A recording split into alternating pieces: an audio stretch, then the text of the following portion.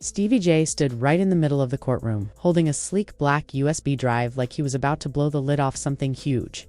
His other hand pointed directly at Bambi, calling her out without saying another word. The entire room went still. No one moved. Not the attorneys, not the press, not even the judge. It was like the whole place stopped breathing then. Stevie calmly walked over to the evidence laptop, plugged in the USB, and hit play. The screen lit up with grainy footage from what looked like a hotel room. Bambi was pacing in front of the bed, wearing a long hoodie and leggings. Her face had no makeup and her voice was low and tired. "If Scrappy thinks I'm really pregnant," she said, "that's on him. I told y'all I need that check." The whole courtroom reacted instantly. Gasps echoed through the room. The press started whispering, and Scrappy just sat there, his mouth wide open, completely stunned. His face went pale, and the judge even leaned forward in disbelief. Bambi jumped to her feet, shouting that video is fake. But the security guards were already on the move. Stevie didn't flinch. He just folded his arms and stared her down. "That's your voice. That's your plan. That's your loss," he said coolly. What was supposed to be a normal family hearing had just exploded into a full-blown media circus. Flashbulbs popped. Reporters started typing like crazy, and the whole room braced for what was next. The screen went black for a second, just enough time to let everyone absorb what they'd just seen. Then came the second clip. It was the same hotel room, but filmed from another angle. Bambi was still pacing, this time on the phone. "Yeah, I told Momo we got the pregnancy angle," she said. Scrappy didn't even ask no questions. He's just happy I stopped yelling. Then she laughed a cold, loud laugh. "I even got a fake ultrasound for the blogs," she added. This wasn't just personal drama, it was strategy. Every word felt planned, like a playbook for getting attention, staying on TV, and gaining sympathy. One woman in the audience gasped and covered her mouth. Scrappy still hadn't moved. He looked like someone had ripped his heart out right there, in front of everyone. Then the shouting started again. Bambi stood up and screamed that it was all edited, that Stevie was lying and the footage was fake. The judge pounded his gavel and ordered her to sit down, but she refused, yelling over everyone until security moved in again. Meanwhile, Stevie just stepped forward without breaking a sweat. "Your Honor," he said, "there's more." The judge gave a nod, clearly stunned. "Let it play," he said. Clip 3 started, and it made the first two seem mild. Bambi was in the same hotel room, but this time she was dressed up holding a champagne glass, her face glowing under a ring light. She was on FaceTime laughing. She cried. Stevie's voice asked from off-screen. Bambi smiled and said, "Good, that's what she gets." The judge looked confused. He asked out loud, but before anyone could answer, the screen cut again. Clip 4 began. Bambi was back on the phone, clear as day. "We'll drop the pregnancy reveal right before the reunion shoot," she said. "That'll get me at least 3 more episodes minimum." In the back of the courtroom, VH1 producers started to squirm. One of them even walked out. Their phones started buzzing. This wasn't just Bambi and Scrappy's issue anymore. Now, it looked like the entire network had a problem on its hands. The judge paused the video, rubbing his temples. "Mr. Stevie," he asked, "how many of these clips do you have?" Stevie leaned back, one eyebrow raised. 17, he said. The room lost it. Reporters jumped into action. The audience gasped. Social media was blowing up. Then Stevie dropped another bomb. Some were recorded with consent, some without. That set off the judge. "Excuse me?" he snapped. Stevie's lawyer was already prepared. "Your Honor," he said, "we believe Ms. Bambi gave consent through her VH1 production waiver. There's legal precedent for this." The judge took a breath. This just became a much bigger case. Bambi's lawyer stood up, shouting about privacy violations. But the judge didn't flinch. He slammed the gavel again. "I said, this is now a bigger case. Sit down." Scrappy still hadn't spoken. He just sat there, slumped, with no expression on his face until a single tear rolled down his cheek. He didn't even try to wipe it away. The courtroom lights dimmed. Clip 5 started playing. The screen showed a dark room. It was a FaceTime call. Stevie's voice asked, "You sure you want to do this, Bambi?" Her voice replied, firm and cold, "He left me broke. I don't have time to wait on karma. I am karma." That was it. That was the moment Scrappy broke. He collapsed, falling. Face first off the bench, a loud thud echoed through the room. Security rushed to help. A nurse in the crowd jumped over the railing. "Get him air!" someone yelled. But Bambi didn't move. She didn't cry. She didn't panic. She just sat there, watching him hit rock bottom, knowing it was her lies that brought them there. The judge slammed the gavel again. "Recess," he declared as Scrappy was wheeled out of the courtroom on a stretcher. Stevie J calmly fixed his collar, looked straight at the nearest camera, and said, "Play dumb games, win dumb prizes." Seconds after Scrappy hit the ground, Part 2 began. But the shock from that collapse, from that video, and from what Bambi had just said hadn't left the room. If anything, things were about to get worse. Outside the courthouse, it was a complete mess. Paparazzi were everywhere, pushing and shouting like they were chasing a celebrity scandal. Reporters tripped over wires, cameramen barked directions, and people yelled, "Is Scrappy okay? Did Bambi fake it all?" The scene looked more like a red carpet gone wrong than a legal hearing. Right in the middle of all that noise stood Stevie J. He posed at the top of the courthouse steps like he was doing a magazine shoot. Collected and proud of the storm he'd stirred up. But the real drama wasn't outside, it was still unfolding inside those marble walls. Back in the courtroom, just when it seemed like things were settling down, another twist showed up. A man in his 40s, pale and sweating, rose from the back row. He clutched a manila envelope with shaking hands and looked like he hadn't slept in days. "I have something to submit to the court," he said. The judge stared at him and asked, "And you are?" "Trevor Miles," he answered, "segment director for Love and Hip Hop Atlanta. I was on set for the season 12 wrap."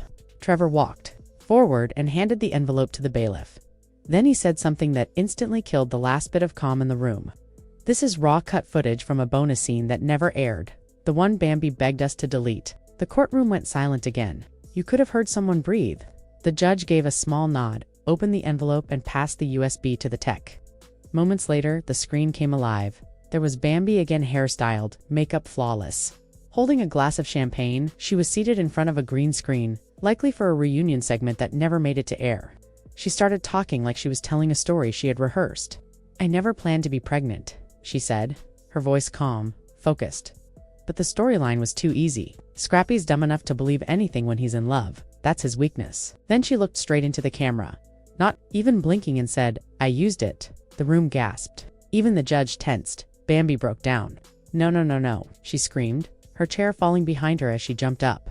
"That wasn't supposed to air. I was told that would be cut." Her voice cracked. "I was promised." The judge leaned forward. "Promised by who?" he asked. She hesitated, lips trembling, then whispered, "Mona. Mona Scott Young," and that was it. The courtroom exploded. Gasps, whispers, people standing up. Mona's name being said aloud brought everything to a new level. The mastermind of Love and Hip Hop, the woman behind every dramatic twist and reunion scene, was suddenly in the middle of the storm. Someone in the gallery said what everyone was thinking. She's going to take everyone down to protect herself. Outside, reporters began shouting at VH1 staff. "Is Bambi going to jail or getting fired?" someone yelled, and it wasn't even lunchtime yet. Back inside, the judge slowly removed his glasses. "This court will now consider whether this involved premeditated manipulation of legal records. In plain words, if the pregnancy was fake and the network helped cover it up, it wasn't just scandal, it could be criminal." Then Scrappy's lawyer stood, his voice barely above a whisper but cutting through the silence. "Your Honor, we're asking the court to investigate the medical records. Our private investigator visited the clinic listed in the file." He paused. "The address exists, but the doctor doesn't." Boom. That was the final nail. Bambi's expression changed in real time. Her face fell and she started crying loud, messy sobbing. Not the kind that asks for forgiveness, the kind that comes when someone realizes it's over. And she knew it. She wasn't crying for Scrappy or because of guilt, she was crying because she got caught. The judge didn't flinch. "Do you understand the seriousness of what you've done?" he asked coldly. Sniffling, Bambi replied, "I didn't think he'd collapse. I just wanted him to regret leaving me. I thought if he believed I was pregnant, he'd come back." The courtroom sat in silence for a moment. Then Stevie J, never one to miss his moment, let out a short laugh. "Y'all ever seen a love story this toxic?" he said. Even the bailiff smirked. But the judge wasn't amused. "We're not here for entertainment," he snapped. "We're here for truth. And Miss Bambi, you are now under investigation for submitting false medical evidence in court." Before the room could even take that in, the judge turned toward the door. "Bring her in," he said. Everyone looked around her. Someone whispered. Heads turned. The doors opened slowly, and in walked Erica Dixon, Scrappy's ex, and the mother of his child. No makeup, hair wrapped, wearing all black, like she came to bury the past. She held a folder in her hand and didn't look at Bambi once. "I have something to say," she told the judge, walking straight to the front. She handed over the folder. "These are screen recordings Bambi sent me during the last reunion taping," she said, and, I quote, "If Scrappy doesn't fall back in line, I'll leak this and say it's real." The judge nodded, and the monitors lit up with the texts. One read, "Fake baby, real drama." The crowd inside lost it again. The judge exhaled like even he couldn't believe what he was seeing. But Erica wasn't done. She turned to Bambi and said, "You think this is about you? I got a daughter too. And using a fake pregnancy for clout, that hurts all of us. You turned motherhood into a joke." Even Bambi's crying stopped. Outside, the media chaos turned into protest. People waved signs that said things like, "Real women don't fake babies," and "Love and hip hop or lie and hustle." VH1 scrambled. Before noon, they put out a statement. "We are cooperating fully with legal authorities and have launched an internal investigation. All current filming has been paused," but it was too late. The damage had already spread, and then came the final twist. One that would be played again and again across the internet. A reporter burst into the courtroom, out of breath and waving a phone. "There's another video," he shouted. "It's from Stevie J's private archive. It's labeled Final Footage." Everyone turned. Even the judge froze. "Play it," he ordered. The bailiff plugged it in. The screen flickered. No fancy lights, no music, no production tricks. Just a dim hotel room, a shaky camera, muffled sounds from outside, and then Stevie J's voice. Calm, precise. Like he was recording a confession. December 17th. That's when everything shifted. In the final clip from Stevie J's private archive, the audio was low, his tone calm.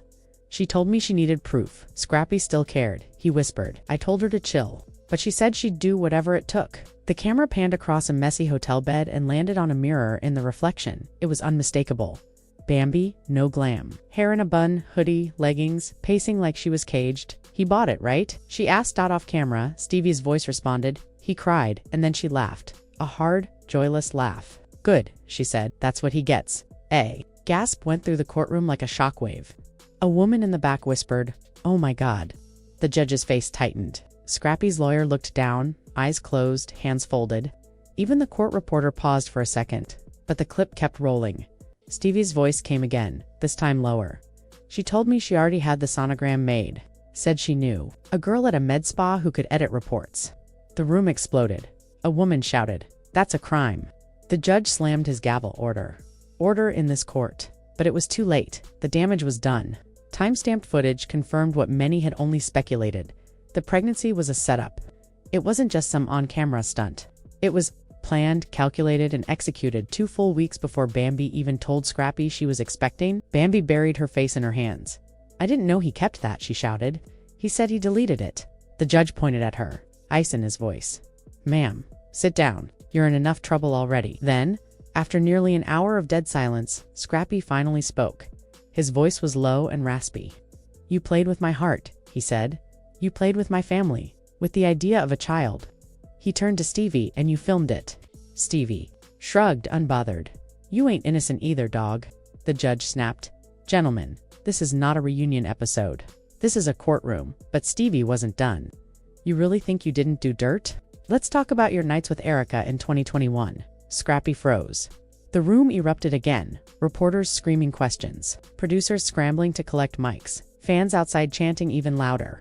Meanwhile, far away from the chaos, Mona Scott Young stood in a quiet hallway, phone to her ear.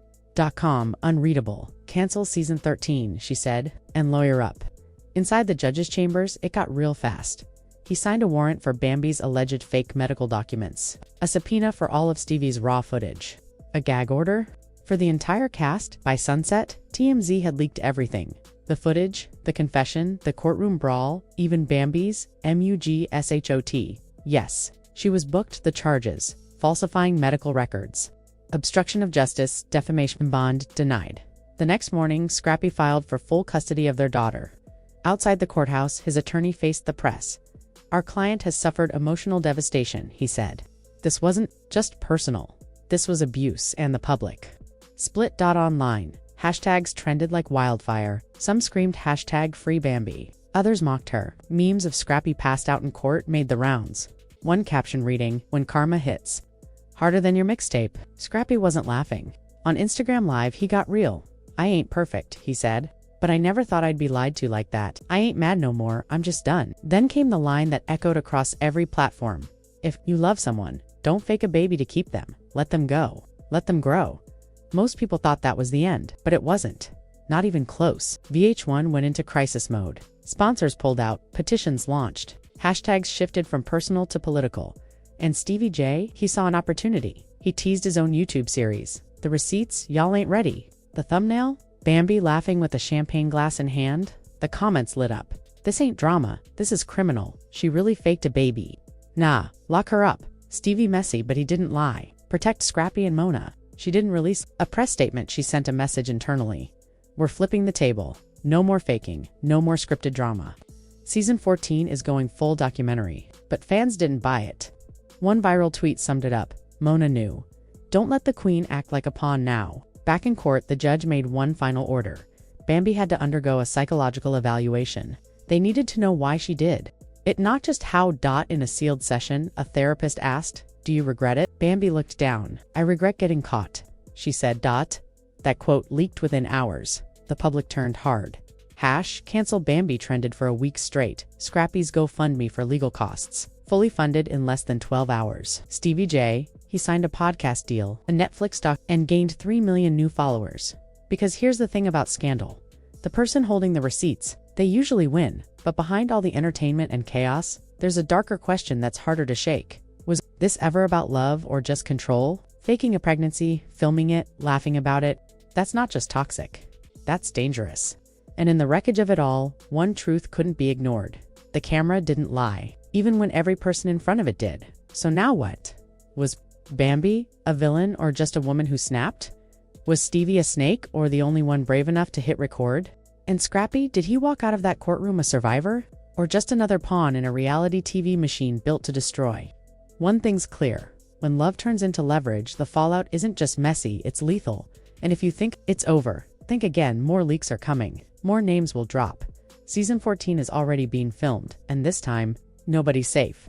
So buckle up, because truth on reality TV, it always costs more than the drama is worth.